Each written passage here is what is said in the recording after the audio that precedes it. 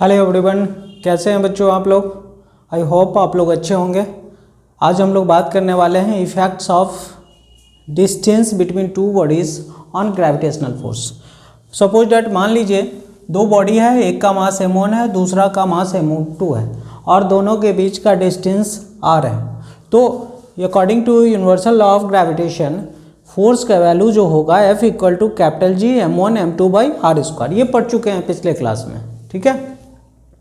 अब हम लोग बात करते हैं फोर्स का वैल्यू कैसे चेंज होगा अगर हम लोग इस डिस्टेंस को चेंज करें। सपोज डैट मान लेते हैं बच्चों r का वैल्यू जो है मेरा ये हो जाता है r/2। अगर डिस्टेंस हाफ हो जाएगा तो फोर्स में क्या चेंजेज आने वाला है। तो बच्चों फोर्स इक्वल टू क्या होता है जानते हैं आप लोग। Force equal to capital G m1 m2 by r square. तो आर स्क्वायर की जगह पे आप लिखेंगे r/2 का होल स्क्वायर। बच्चों ये बनेगा capital G m1 m2 divided by r square divided by 4। It means capital G m1 m2 divided by r square into 4। बच्चों अगर यहाँ पे देखें capital G m1 m2 by r square का वैल्यू f है तो आप लिख सकते हैं 4 इंटू एफ। इट मीन्स जो फोर्स का वैल्यू है वो 4 टाइम्स हो जाएगा अगर डिस्टेंस को हम लोग हाफ करते हैं। अगर हम लोग डिस्टेंस को डबल कर दें तो क्या चेंजेज आएगा। r इक्वल टू ये कर दें हम लोग 2r। इस बार जो ये डिस्टेंस है इसको डबल कर दिए। बच्चों आपको पता होगा f इन्वर्सली प्रोपोर्शनल होता है डिस्टेंस का। तो अगर डिस्टेंस का वैल्यू हम लोग बढ़ाते हैं तो फोर्स का वैल्यू कम हो जाएगा, लेकिन कितने से कम हो जाएगा ये हम लोग कैलकुलेट करते हैं। Force equal to formula same होगा capital G m1 m2 by r square. तो r की जगह पे इस बार क्या पुट कर दूं मैं 2r पुट कर दूं square equal to capital G m1 m2 by 4r square. तो बच्चों ये समझ आता है 1/4 into capital G m1 m2 by r square. अब ये वैल्यू तो वही वैल्यू है जो f का वैल्यू है। इट मीन्स 1/4 लिखेंगे और इस वैल्यू को रिप्लेस कर देंगे f से। अब यहाँ मुझे समझ आ गया फोर्स क्या हो रहा है 1/4 टाइम्स हो जाता है। अगर डिस्टेंस को डबल कर देंगे बच्चों तो फोर्स 1/4 टाइम्स हो गया। अब क्या करते हैं हम लोग, सपोज डैट मान लेते हैं r को हम लोग 3 टाइम्स कर दें। डिस्टेंस बिटवीन टू बॉडीज़ ये 3r कर दें, यानी कि 3 गुना ये डिस्टेंस को बढ़ा दिए हम लोग। अब फोर्स में क्या चेंजेज आएगा, let me explain. Force equal to capital G m1 m2 by r square लिखना है तो आर स्क्वायर की जगह पे आप लिखेंगे 3r का होल स्क्वायर। बच्चों ये बन जाएगा G m1 m2 divided by 9r square. अब ये 1/9 इंटू इसको हम लोग लिख सकते हैं capital G m1 m2 by r square. अब ये वैल्यू क्या है, तो ये टोटल वैल्यू जो है ये f के बराबर है। तो आप लिखेंगे यहाँ पे 9 होगा 1/9 इंटू एफ।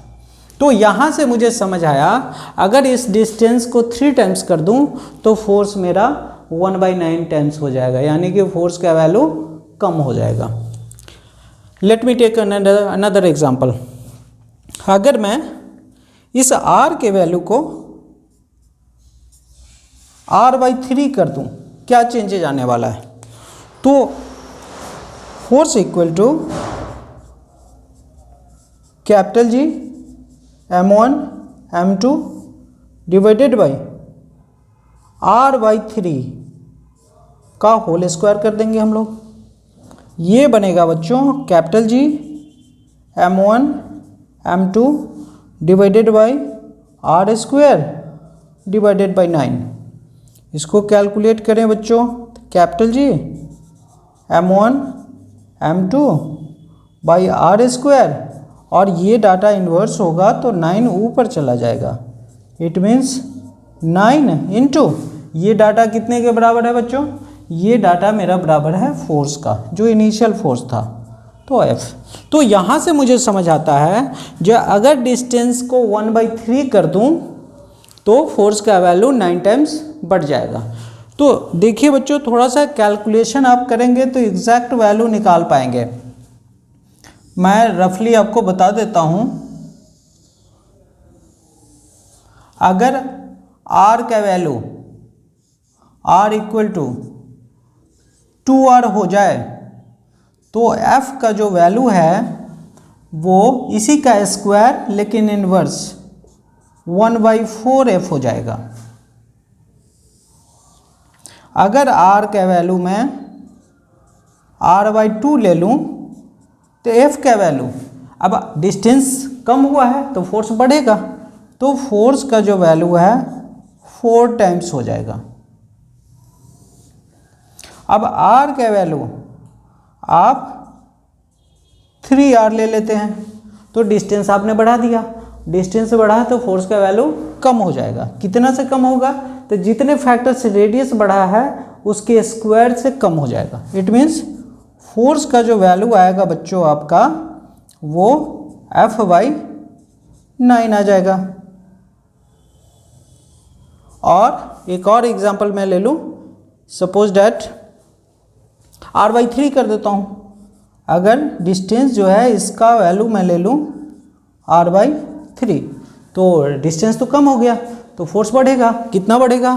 तो इसी के स्क्वायर के बराबर बढ़ेगा। F इक्वल टू F का जो वैल्यू हो जाएगा वो 3 3 जा 9F हो जाएगा, यानी कि 9 टाइम्स फोर्स का वैल्यू बढ़ जाएगा। बच्चों मुझे लगता है ये टॉपिक आपका क्लियर होगा, और इसमें और भी दूसरा एग्जांपल मैं इंक्लूड करता हूँ। इस बार तो मैं सिर्फ R को चेंज कर पाया, इसका एग्जांपल मैं आपको बताया। अगली बार मैं चेंज करता हूँ मास को भी और फिर डिस्टेंस को भी। नेक्स्ट बात करते हैं बच्चों, इस बार दोनों बॉडीज में से एक बॉडी का मास मैं डबल कर दूँ और फिर डिस्टेंस को भी डबल कर दूँ। तो बच्चों इस बार लिखेंगे आप R को मैं क्या करने वाला हूँ, इसे भी बना देने वाला हूँ डबल 2R, और M1 एक मास को मैं डबल कर देता हूँ 2M1 कर देता हूँ। तो एक मास को मैं डबल कर दूँ और डिस्टेंस, दोनों बॉडीज के बीच के डिस्टेंस को भी डबल कर दूँ, तो इसमें क्या चेंजेस आ सकता है? बच्चों फार्मूला लिखेंगे आप लोग, force equal to capital G M1 का वैल्यू मैं क्या लिखूं? M1 का वैल्यू मुझे 2M1 लिखना है, तो यहाँ पे आप लिखेंगे 2M1, और M2 में तो कोई चेंजेस हुआ नहीं है तो आप M2 लिख दें, डिवाइडेड बाई R स्क्वायर। तो R मेरा क्या हुआ है? 2R हो गया, तो आप करेंगे 2R का होल स्क्वायर, 2R और होल स्क्वायर। बच्चों आप इसको कैलकुलेट करें तो 2 into capital G M1 M2 divided by 2 का स्क्वायर 4 हो जाएगा, 4R स्क्वायर। 2 से आप 2 को क्रॉस कर दें, ये बनेगा 1/2 into capital G M1 M2 by R square. अब यहाँ पे मुझे ये डाटा दिख रहा है बच्चों, ये डाटा किसके बराबर है? तो ये डाटा इस फोर्स के बराबर है, तो आप लिख सकते हैं 1/2 इंटू F, यानी कि किसी बॉडी के एक मास को डबल कर दें और फिर उसके बीच के डिस्टेंस को डबल कर दें तो फोर्स का में क्या चेंजेज आ जाता है? 1/2 हो जाता है, हाफ हो जाता है। Is it clear? Okay, next क्या करते हैं बच्चों, हम लोग दोनों मास को डबल कर देते हैं, दोनों मास को हम लोग डबल कर देते हैं और रेडियस को भी डबल कर देते हैं। R को हम लोग लिख लें 2R, M1 इक्वल टू भी लिख लें 2M1 और M2 को भी लिख दें 2M2। अब यहाँ से ये क्लियर हो जाता है। तो आपने क्या किया, दोनों बॉडीज़ के मास को डबल कर दिया और दोनों के बीच के डिस्टेंस को भी आपने डबल कर दिया, तो फोर्स में क्या चेंजेज आ सकता है? Let me explain. बच्चों आप लिखेंगे force equal to capital G into m1 का वैल्यू। m1 का वैल्यू कितना है? तो 2m1। m2 का वैल्यू कितना है? 2m2 divided by r square. तो r का वैल्यू कितना है? 2r। बच्चों इसको कैलकुलेट करें तो न्यूमेरिक वैल्यू को मल्टीप्लाई करेंगे, 2 2 ज़ा 4 और ये बनेगा capital G m1 m2 divided by इस 2 का स्क्वायर करें तो 4r स्क्वायर। 4 से 4 क्रॉस आउट हो गया और बच गया मेरे पास क्या? Capital G m1 m2 by r square. तो यहाँ पे एक इंटरेस्टिंग फैक्ट मुझे समझ आता है और ये स्पेशल केस है बच्चों, आप याद रखिएगा।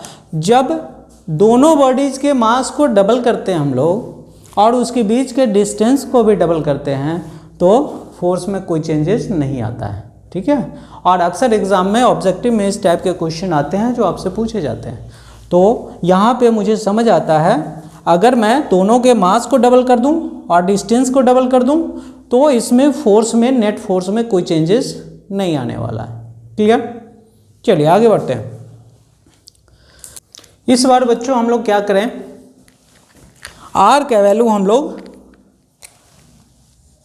r इक्वल टू 3/2r ले लेते हैं। r की जगह पे हम लोग यूज़ करते हैं 3/2।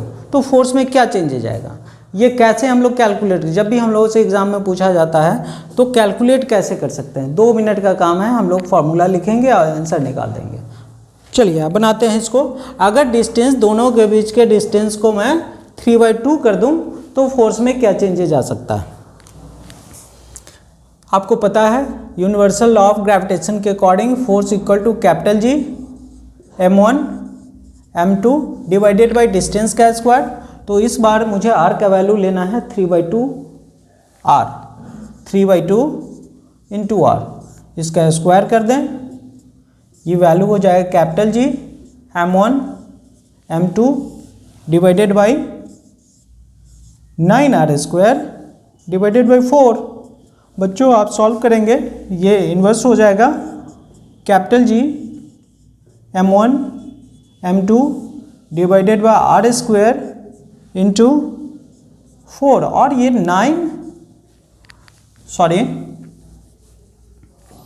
9 तो यहीं रहेगा लेकिन 4 ये ऊपर चला जाएगा। अब आप कैलकुलेट करें तो ये बनेगा 4/9 into capital G m1 m2 divided by r square. अब इसको देखने के बाद आपको पता चल रहा है बच्चों ये किसका वैल्यू है, तो ये वैल्यू है f का। तो आप लिख सकते हैं 4/9 इंटू f। अब यहाँ से क्या समझ आता है, अगर दोनों बॉडीज के डिस्टेंस को 3/2 कर दें हम लोग तो मेरा फोर्स का वैल्यू 4/9 टाइम्स हो जाएगा। इट मीन्स डिस्टेंस को आपने बढ़ाया तो फोर्स का वैल्यू कम हो गया। क्लियर? नेक्स्ट एग्जांपल लेते हैं हम लोग।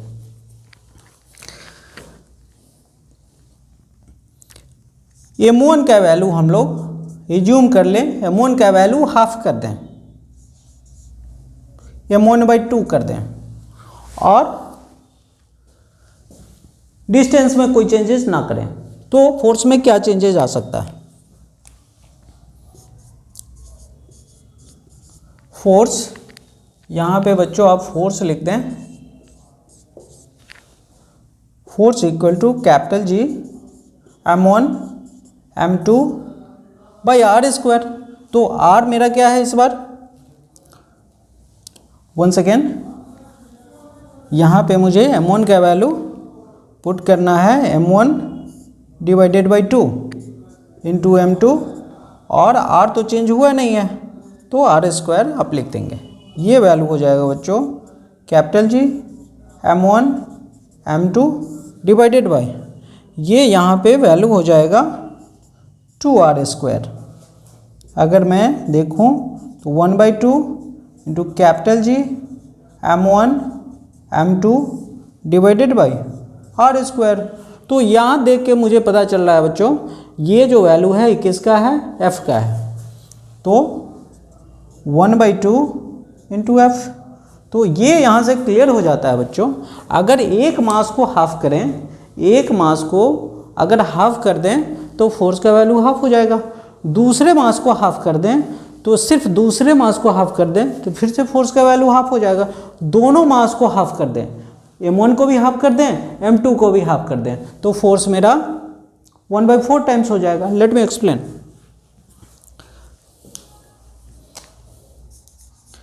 m1 ये भी हम लोग बना देते हैं m1/2 और m2 ये भी हम लोग बना देते हैं m2/2। तो फोर्स में क्या चेंजेज आ सकता है, आप लिखेंगे बच्चों force equal to capital G. m1 का वैल्यू क्या लिखें, तो m1/2 इंटू m2 का वैल्यू क्या लिखें, m2/2 और डिवाइडेड बाई आर स्क्वायर। तो डिस्टेंस में तो कोई चेंजेज हुआ नहीं है, आर स्क्वायर लिखेंगे बच्चों। कैलकुलेट करेंगे, ये बनेगा G m1 m2 divided by 4 r square. अब यहाँ से मुझे समझ आता है 1/4 into capital G m1 m2 by r square. ये वैल्यू किसका है बच्चों, ये वैल्यू है f का। आप रिप्लेस कर देंगे 1/4 f, यानी कि जो पहले फोर्स था उस फोर्स का कितना टाइम्स हो गया, 1/4 टाइम्स हो गया।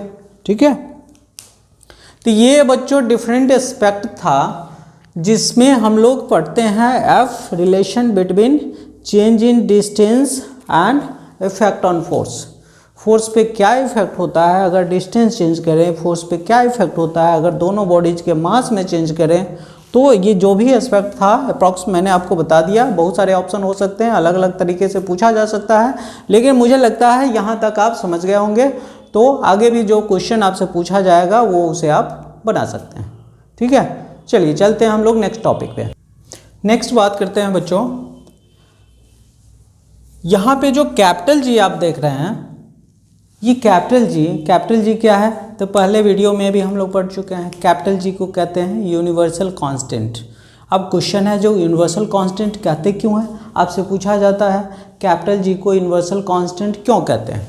तो बच्चों यूनिवर्सल कांस्टेंट कहने का मतलब है इसका जो वैल्यू है ये कभी भी चेंज नहीं होता। ठीक है, इसका वैल्यू होता क्या है, तो इसका वैल्यू होता है 6.673 इंटू 10⁻⁻11 न्यूटन मीटर स्क्वायर पर kg स्क्वायर। ये वैल्यू फिक्स्ड है, कभी भी चेंज नहीं होता। तो क्यों चेंज नहीं होता, तो because universal constant do not depends upon the material between two bodies. Suppose that मान लीजिए दो बॉडी है, इसके बीच में जो मटेरियल है, एयर है, वाटर है या वैक्यूम है, कोई मटेरियल है या नहीं है, इन चीज़ों पे डिपेंड नहीं करता। न तो कैपिटल जी इस बॉडी के साइज पे डिपेंड करता है, बड़ा साइज है छोटा साइज है इस पे भी डिपेंड नहीं करता। ठीक है, and the place where it is calculated, जहाँ पे ये कैलकुलेट किया जाता है जी का वैल्यू, उस प्लेस पे भी डिपेंड नहीं करता। आप मर्जी है तो आप अर्थ पे कैलकुलेट कर लीजिए, मर्जी है तो मून पे कैलकुलेट कर दीजिए। यानी कि इस यूनिवर्स में कहीं भी आप चाहें तो इसे कैलकुलेट कर सकते हैं और सेम वैल्यू आपको मिलता है, इसलिए इसको कहते हैं हम लोग यूनिवर्सल कांस्टेंट। नेक्स्ट बात करते हैं हम लोग व्हाट इज यूनिवर्सल कांस्टेंट। अक्सर आपसे पूछा जाता है ये यूनिवर्सल कांस्टेंट होता क्या है, तो सिंपली आप कह सकते हैं, कह देते हैं आप ये वो वैल्यू है जो कभी चेंज नहीं होता वगैरह वगैरह। लेकिन इसको हम लोग डिफाइन करते हैं, ये कैपिटल जी यूनिवर्सल कांस्टेंट कहते किसको है। बच्चों यूनिवर्सल लॉ ऑफ ग्रेविटेशन के अकॉर्डिंग आप जानते हैं दो बॉडी के बीच जो फोर्स लगता है वो दोनों बॉडीज के मास के डायरेक्टली प्रोपोर्शनल और दोनों बॉडीज के बीच के डिस्टेंस के स्क्वायर के इन्वर्सली प्रोपोर्शनल होता है। तो सपोज डैट मान लेते हैं हम लोग एक 1 kg का कोई बॉडी लेते हैं, दूसरा भी 1 kg का कोई बॉडी लेते हैं और दोनों के बीच का डिस्टेंस 1 मीटर लेते हैं, तो इसके बीच में फोर्स क्या लगेगा। तो आप कहेंगे सर कैलकुलेट कर दीजिए इसको, क्या, तो फॉर्मूला मैं लिख देता हूँ, F equal to capital G m1 into m2 divided by r square. ठीक है, तो वैल्यू ये बन जाएगा, वैल्यू अगर पुट करें m1 का वैल्यू बच्चों कितना वैल्यू, तो 1, m1 का वैल्यू 1 पुट करेंगे, m2 का वैल्यू कितना 1 और आर स्क्वायर इट मीन्स 1 का स्क्वायर। तो ये कैपिटल जी आप कैलकुलेट करेंगे तो कैपिटल जी आएगा, it means f equal to capital G. अब मेरे से अगर पूछता है कोई what is capital G, what is universal constant, तो अब हम लोग डिफाइन कर सकते हैं कैसे। Force acting between two bodies of masses 1 kg each and separated by 1 metre is known as universal constant. ये जो वैल्यू है आपका दिया हुआ है 6.673 इंटू 10⁻11 न्यूटन मीटर स्क्वायर पर kg स्क्वायर, ये फोर्स है किसके बीच, उस दो ऑब्जेक्ट के बीच जिसका मास 1 kg है और 1 मीटर से सेपरेटेड है। क्लियर है, चलिए मैं उम्मीद करता हूँ आप अच्छे से समझ रहे होंगे। डेफिनेशन लिख लेते हैं हम लोग।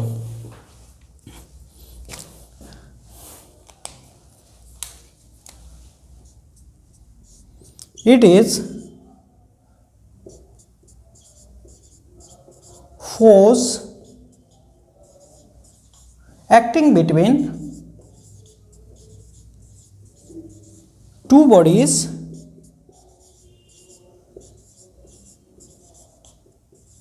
of masses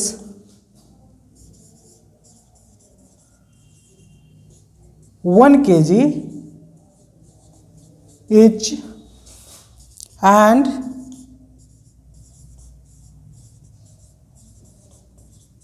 separated by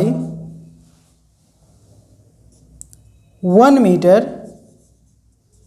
distance. It means capital G का वैल्यू जो है ये फोर्स है उस दो ऑब्जेक्ट के बीच जिसका मास 1 kg है और उसके बीच का डिस्टेंस 1 मीटर है। तो ये वैल्यू हो जाएगा 6.673 भी लिख सकते हैं, छोड़ भी सकते हैं, -11 न्यूटन मीटर स्क्वायर पर kg स्क्वायर। ठीक है बच्चों, अब हम लोग बात करते हैं CGS unit of capital ji. Ratio of SI unit of capital ji and CGS unit. तो SI यूनिट और CGS यूनिट में क्या रेशियो है ये हम लोग निकाल करके देखते हैं बच्चों। रेशियो अगर निकालें तो आप लिखेंगे newton metre square divided by kg स्क्वायर और डिवाइडेड बाय CGS यूनिट क्या होता है, CGS यूनिट कैपिटल जी का क्या होता है। तो न्यूटन के लिए CGS यूनिट में आप जानते हैं फोर्स का यूनिट न्यूटन, तो CGS में फोर्स का unit dyne. Metre square SI unit में, तो CGS यूनिट में सेंटीमीटर स्क्वायर और डिवाइडेड बाय kg स्क्वायर। तो kg स्क्वायर को मास को CGS में ग्राम में लिखा जाता है, तो gm स्क्वायर। बच्चों ये भी याद रखिएगा आप, ये जो है कैपिटल जी का CGS यूनिट है और सिर्फ यही आपसे पूछ लेता है what is CGS unit of capital जी।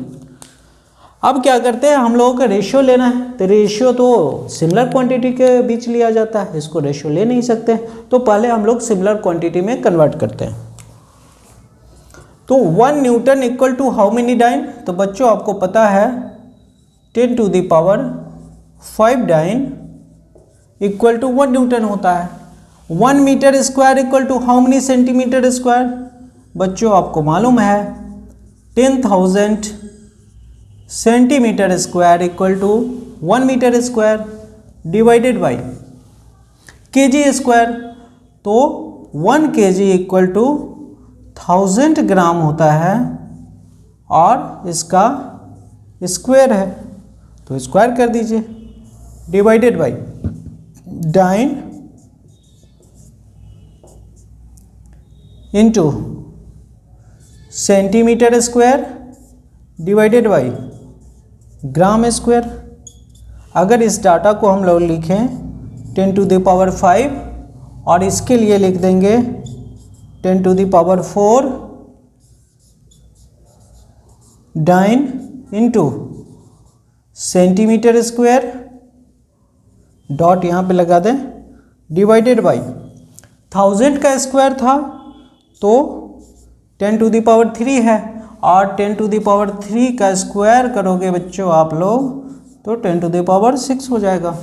लिखेंगे 10⁶ gram square divided by dyne centimetre square divided by gram square. अब इसको सॉल्व करें बच्चों, ये हो जाएगा 10⁵, ये हो गया into 10⁴ divided by 10⁶ into dine centimetre square by gram square. और इसको जब रिवर्स करेंगे बच्चों तो ग्राम ऊपर चला जाएगा और डाइन सेंटीमीटर स्क्वायर नीचे आ जाएगा। तो इसको लिखेंगे आप gram square divided by dyne into centimetre square. Dyne से डाइन कटा, सेंटीमीटर स्क्वायर से सेंटीमीटर कटा, ग्राम स्क्वायर से ग्राम स्क्वायर कटा। ये जो रेशियो आ जाएगा 10⁵ plus 4 minus 6 equal to 10⁹ minus 6 equal to 10⁵। बच्चों जब भी आपसे पूछा जाता है ratio of SI unit of capital G to the CGS unit, तो उसका वैल्यू आता है 10⁵। ये डायरेक्ट क्वेश्चन भी आ सकता है ऑब्जेक्टिव में, या न्यूमेरिकल वैल्यू में भी आ सकता है, न्यूमेरिकल प्रॉब्लम में। तो दोनों तरीके से आप इसे सॉल्व कर सकते हैं, ठीक है। नेक्स्ट बात करते हैं हम लोग स्मॉल वैल्यू ऑफ G। बच्चों ये G का जो वैल्यू है, कैपिटल G का जो वैल्यू है, आप लिखते हैं capital G equal to 6.673 into 10⁻⁻11 newton metre square पर kg स्क्वायर। तो ये वैल्यू काफ़ी छोटा है। स्मॉल वैल्यू होने से क्या चेंजेज आता है, जैसे मैं आपसे एक एग्जांपल पूछ लूँ। अगर कहा जाता है जो अर्थ सरफेस पे दो ऑब्जेक्ट अगर रखा हुआ है तो दोनों ऑब्जेक्ट एक दूसरे को अपनी ओर अट्रैक्ट करता है, तो जब अट्रैक्ट करता है तो वो एक दूसरे की ओर मूव क्यों नहीं कर जाता, दोनों एक दूसरे से चिपक क्यों नहीं जाता? तो ऐसा नहीं हो पाता है। इसका रीज़न क्या है? तो रीज़न बच्चों आप लोग देते हैं due to a small value of gravitational force, due to weak force of gravitation, यानी कि ग्रेविटेशन का वीक फोर्स लगता है जिसकी वजह से दोनों बॉडी एक दूसरे से अट्रैक्टेड नहीं होता, चिपक नहीं जाता, अलग अलग ही रहता है, ठीक है। लेकिन मेन रीज़न क्या है, ये ग्रेविटेशनल फोर्स का वैल्यू सबसे कम है, नेग्लिजिबल फोर्स होता है। इसका रीज़न है स्मॉल वैल्यू ऑफ कैपिटल जी। बात करते हैं हम लोग effect of A small value of capital ji. Suppose that मान लेते हैं दो ऑब्जेक्ट है जिसका मास एक का ले लेते हैं 1 kg और दूसरे का भी ले लेते हैं 1 kg, और दोनों के बीच का डिस्टेंस मैं 1 मीटर ले लूँ, तो इस पे इस पे फोर्स कितना लगेगा? बच्चों आप लिखेंगे F equal to capital G m1 m2 by r square. इसका मतलब कैपिटल जी का वैल्यू हो गया 6.67 इंटू 10⁻⁻11 इंटू m1 का वैल्यू 1 है, m2 का वैल्यू 1 है, और आर स्क्वायर तो दोनों के बीच का डिस्टेंस भी 1 है, यानी कि 1 का स्क्वायर। तो F equal to 6.67 into 10⁻⁻11 newton, ये वैल्यू मेरा निकला। अब इसका मतलब क्या है? इसका मतलब है 6.67 डिवाइडेड बाई 10⁻11। अब इसका क्या मतलब है? आप 6.67 को 1 पे 11 ज़ीरो डाल करके जब डिवाइड करेंगे तो जो वैल्यू आएगा, देख लीजिए 11 ही है ना, 3, 3, 6, 3, 9, 12, हाँ, इसके बाद जो वैल्यू आएगा वो फोर्स का वैल्यू होगा। कितना वैल्यू आ जाएगा देखते हैं, 0.1 2 3 4 5 6 7 8 9 10 6 7 6 6 7 न्यूटन। बच्चों ये जो वैल्यू है ये फोर्स का वैल्यू है, और वो फोर्स है जो दो बॉडी जिसका 1 kg का मास है वो दोनों के बीच जो लग रहा है। अब इतना नेग्लिजिबल फोर्स होता है, इतना छोटा फोर्स होता है जिसके कारण दोनों बॉडीज एक दूसरे से अट्रैक्ट नहीं होता है, एक दूसरे से नहीं चिपकता। क्वेश्चन आपसे पूछा जाता है अगर ग्रेविटेशनल फोर्स दो बॉडी के बीच लगता है तो दोनों एक दूसरे को अट्रैक्ट क्यों नहीं कर लेता?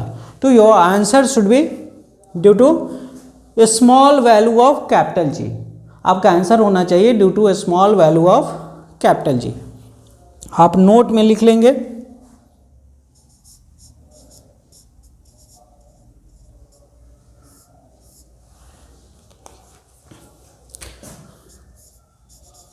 Due to a small value of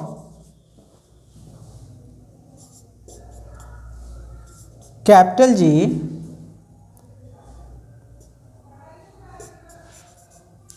two bodies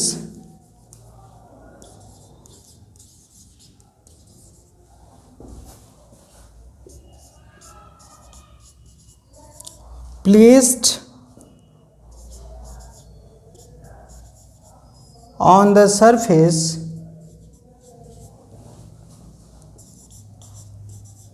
do not move towards each other.